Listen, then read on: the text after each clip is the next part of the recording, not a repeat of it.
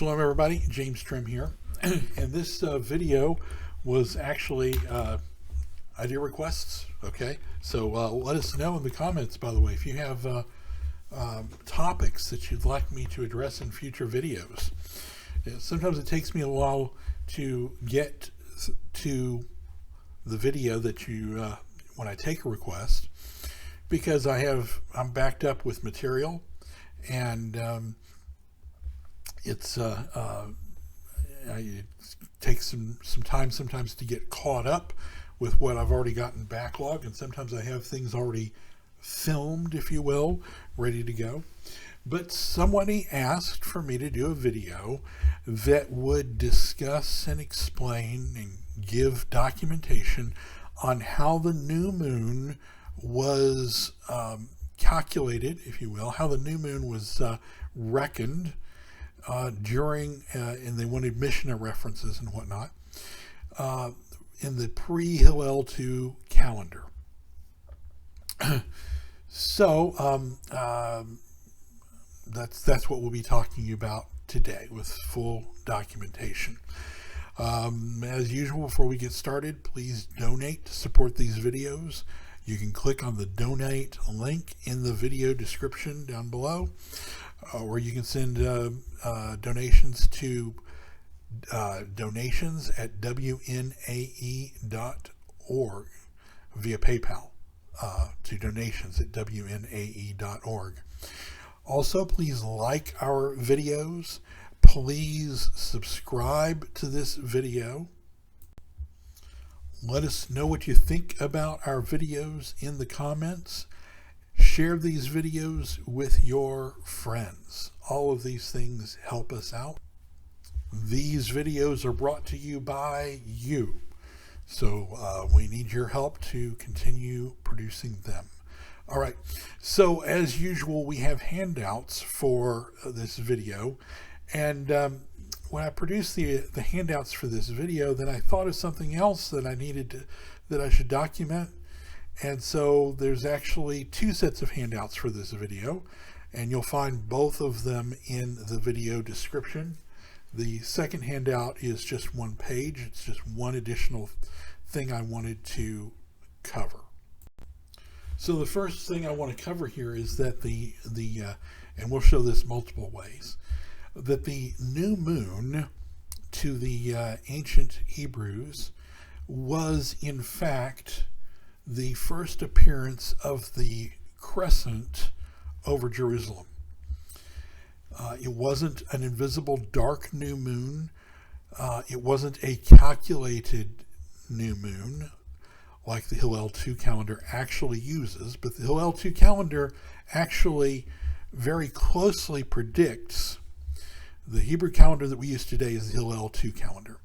In the 4th century, the Romans shut down the Sanhedrin by law. And up to that time, as we will demonstrate, the Sanhedrin determined the new moon. And they did this like the Torah tells us to determine something, by the testimony of at least 2 witnesses.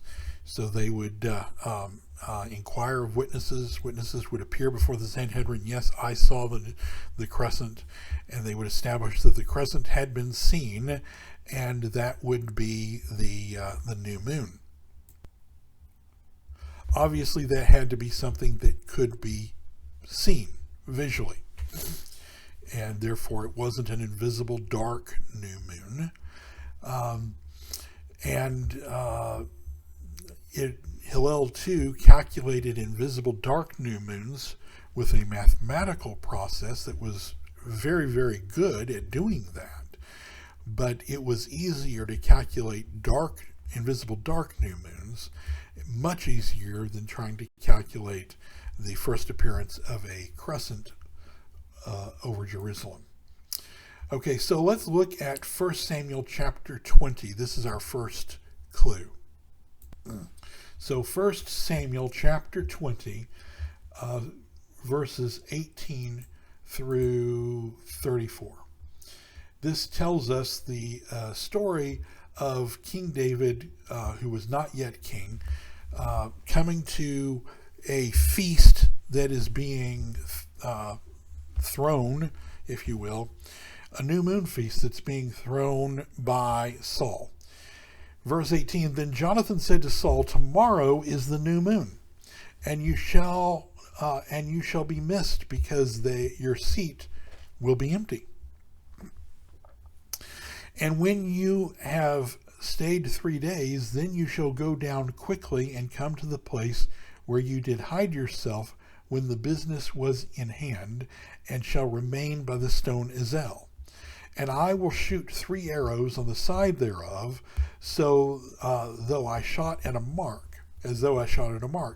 And behold, I will send a lad, saying, go find the arrows. If I expressly say unto you, to the lad, behold, the arrows are on this side of you, take them, then come you, for there is peace in you, and no hurt, as the Lord lives. So, in other words, this is a signal as to whether it's safe for him. But if I say to the young man, behold, the arrows are beyond you, go your way, for the Lord has sent you away. And as touching the matter which you and I have spoken of, behold, the Lord be between you and me forever. So David hid himself in the field, and when the new moon was come, the king sat down to eat meat. And the king sat upon his seat, as at other times, even upon a seat by the wall. And Jonathan arose, and Abner sat by Saul's side, and David's place was empty. Nevertheless, Saul spoke not anything that day, for he thought, something has befallen him. He is not clean. Surely he is not clean. So he's thinking, maybe he was unclean. Since he was ritually unclean, he couldn't come. And it came to pass on the morrow, which was the 2nd day of the month, that David's place was empty. And Saul said to Jonathan his son, wherefore comes not the son of Jesse to meet, neither yesterday nor today? And Jonathan answered Saul, David earnestly asked leave of me to go to Bethlehem. And he said, let me go, I pray you, for my family has sacrificed in the city, and my brother, he has commanded me to be there. And now if I have found favor in your eyes, let me go away, I pray you, and see my brothers. Therefore he comes not unto the king's table. Then Saul's anger was kindled against Jonathan, and he said to him, you son of a perverse, rebellious woman, do not I know that you have chosen the son of Jesse to your own confusion, and unto the confusion of your mother's nakedness? For as long as the son of Jesse lives upon the ground, you shall not be established, nor your kingdom. Therefore, now send and fetch him for me, for he shall surely die. And Jonathan answered Saul his father, and said to him, wherefore shall he be slain? In other words, why would you kill him? What has he done? And Saul cast a javelin at him to smite him, whereof Jonathan knew that it was determined of his father to slay David. So Jonathan arose from the table in fierce anger, and did not eat meat the 2nd day of the month, for he was grieved for David, because his father had done him shame. Now, why are we reading this story? Well, in verses 27 and 34, we see this phrase, the 2nd day of the month, which is in the Hebrew, HaChodesh HaShani. There is some debate as to what the meaning of this phrase is. The Septuagint translates it to mean on the 2nd day of the month in verse 27, and on the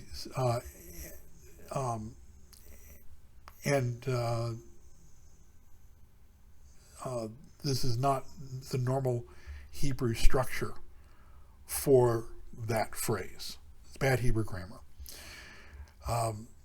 Because the modifier second would be before the word month. The Aramaic Peshitta renders the phrase in verse 27. The Peshitta is a literal Aramaic translation of the Bible. So the Aramaic Peshitta renders the phrase in verse 27 as, and it came to pass on the other day of the new moon. And in verse 34, as the second day of the new moon. This understanding that we see in the Peshitta agrees with what the first century Jewish writer Josephus, who refers to the second day in his account of these events as, but on the next day, which was the new moon, in Antiquities 6:11-9. So why was the new moon banquet being held on 2 consecutive days? The reason is that the new moon was not a calculated invisible dark new moon, but was determined by observation. They couldn't determine in advance. You're trying to set the date for a party, okay?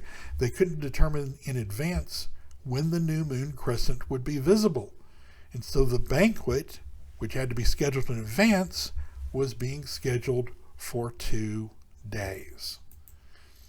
Okay, let's turn to our next handout, the testimony of Philo of Alexandria, who was a first century Jewish writer who lived in Alexandria, Egypt. And he gives a very specific explanation of the new moon as it was understood in the first century. He writes in Special Laws, second book, 140 through 141, he says, following the order which we have adopted, we proceed to speak of the third festival, that of the new moon. First of all, because it is the beginning of the month, and the beginning, whether of number or of time, is honorable. Secondly, because at this time there is nothing in the whole of heaven destitute of light. Thirdly, because at that period the more powerful and important body gives a portion of necessary assistance to the less important and weaker body. For at that time of the new moon, the sun begins to illuminate the moon with a light which is visible to the outward senses, and then she displays her own beauty to the beholders, and this is, as it seems, an evident lesson of kindness and humanity to men, to teach them that they should never grudge to impart their own good things to others, but imitating the heavenly bodies should drive envy away and banish it from the soul.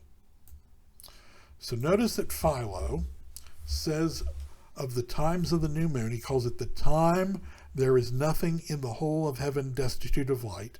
And then he says, at the time of the new moon, the sun begins to illuminate the moon with a light which is visible to the outward senses. This eliminates any doubt whatsoever. Philo didn't recognize the invisible dark new moon as Rosh Chodesh, as the new moon. He recognized a first appearance of a crescent. He also didn't recognize a new moon or a new month that was completely Qumran, that was according to the so-called solar calendar. He didn't recognize a solar new moon that was divorced from the actual phases of the moon. He did not recognize a full moon as a new moon, as one bizarre version goes around, which is directly contradictory to what Philo says here. So Philo very specifically describes the first appearance of the sun's light on the new crescent moon as it's first appearing as the new moon. All right, now let's look at the testimony of the Mishnah.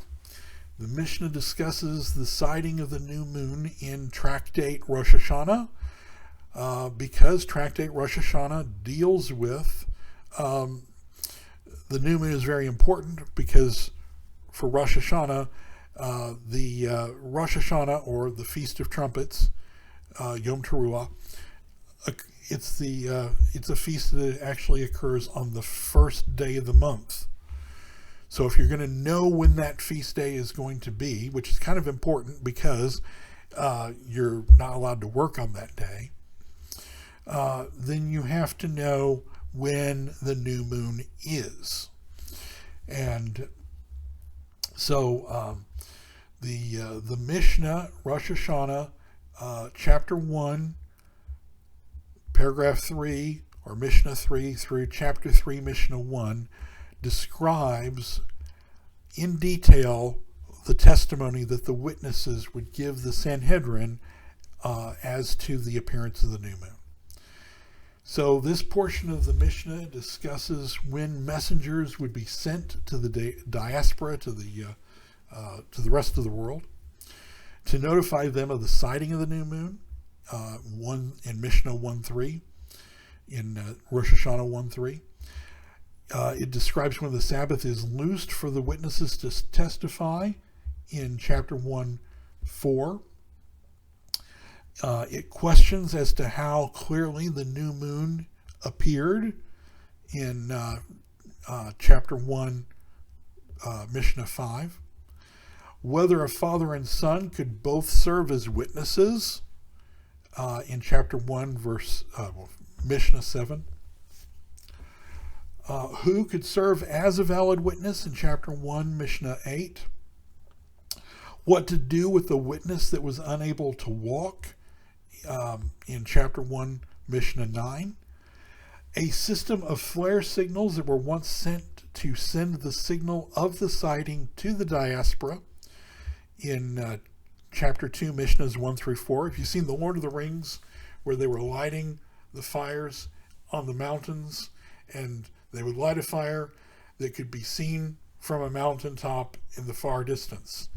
And that mountaintop, they would light a fire at the top of that mountain summit that could be seen from another mountain in the far distance, and so on until the signal was passed to the far place.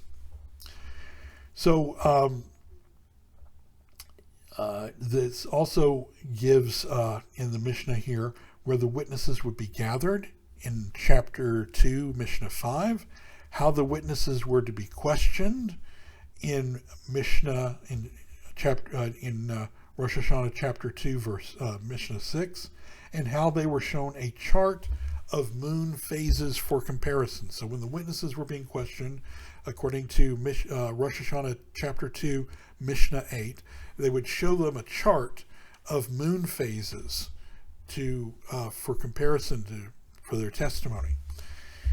All of this makes it absolutely clear that the witnesses were seeing the new moon and giving testimony of what they saw to the Sanhedrin, which would then officially designate the day of the new moon. Of particular interest are two passages here in this portion that discuss the orientation of the moon. Mishnah Rosh Hashanah chapter 2, Mishnah 6. How do they test the witnesses? I think this is getting to what the requester, the person that requested this video, is wanting. How do they test the witnesses? The pair who arrive first are tested first. The senior of them is brought in, and they say to him, "Tell us how you saw the moon in front of the sun or behind the sun, to the north of it or to the south. How big was it? And in which direction was it inclined? And how broad was it?" If he says he saw it in front of the sun, his evidence is rejected. After that, they would bring in the second and test him. If their account tallied, their evidence was accepted, and the other pairs were only questioned briefly, not because they were required at all, but because they should not be disappointed, and so that they would be dissuaded from coming to testify in the future. The second speaks of a chart showing moon phases that the witnesses were shown for comparison. But the one we just looked at, by the way, notice that they asked him, was it facing this way or that way? An invisible dark new moon can't be witnessed, and it can't face a given direction. And sorry to the full moon people, a full moon, unlike a crescent, is just an orb. It can't, unless you actually are talking about the features of the moon, not really something that faces a given direction.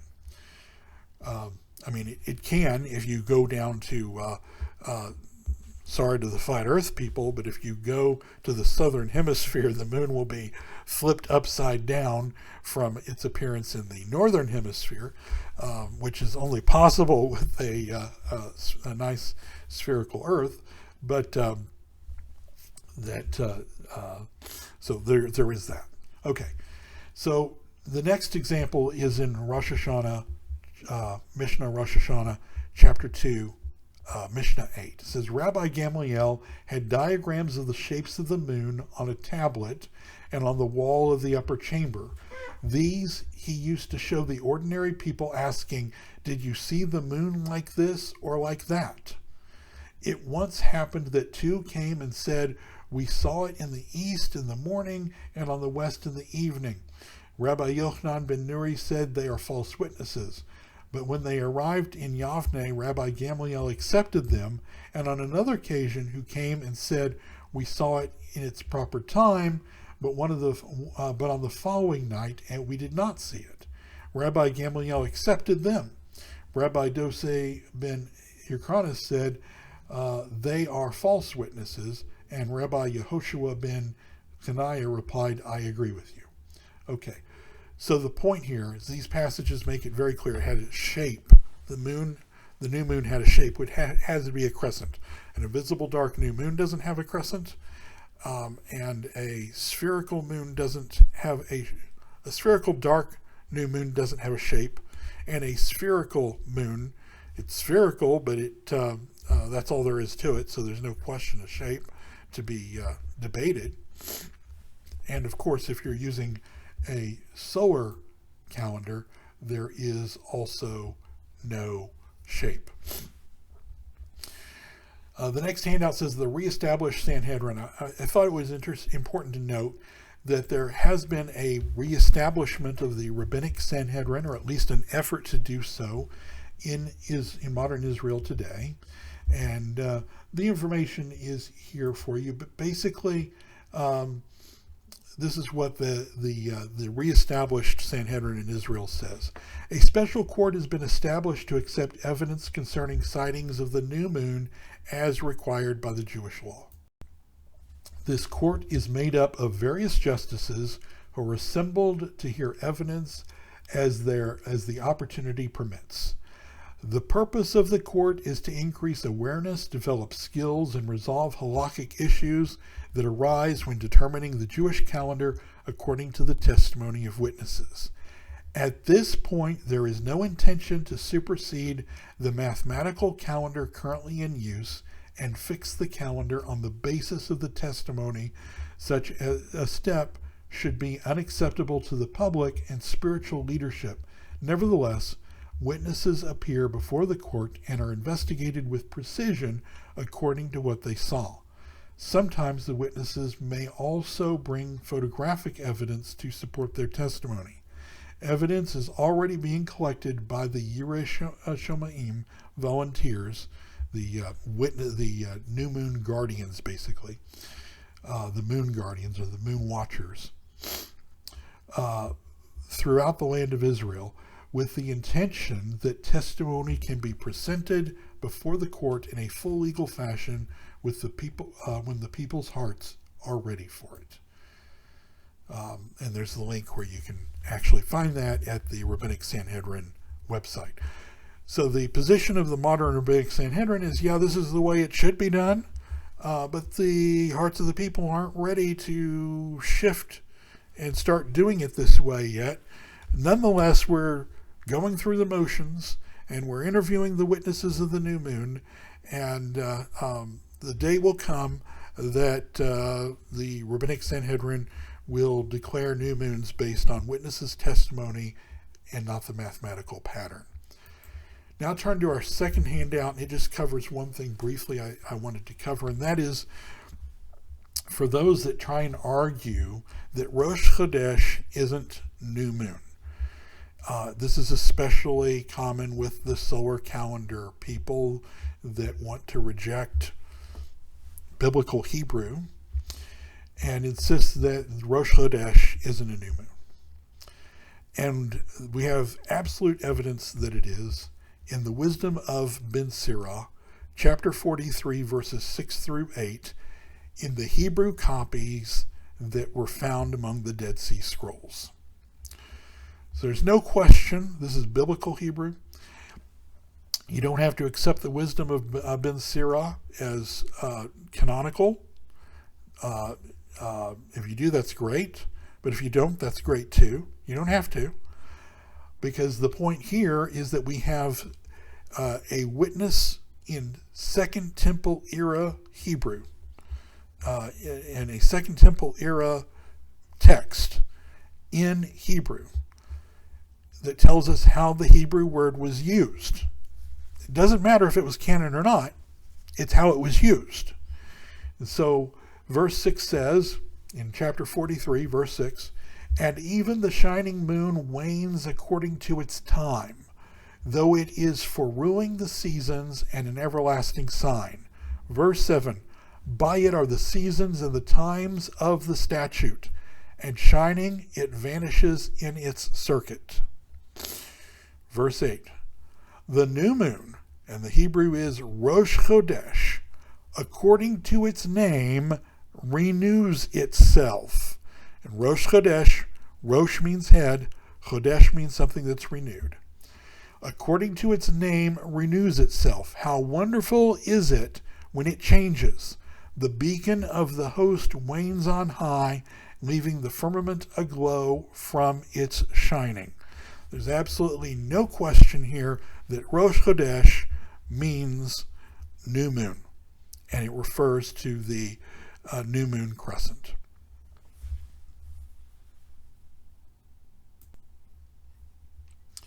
Okay, so one more time, I just need to encourage everybody to please donate to support these video teachings.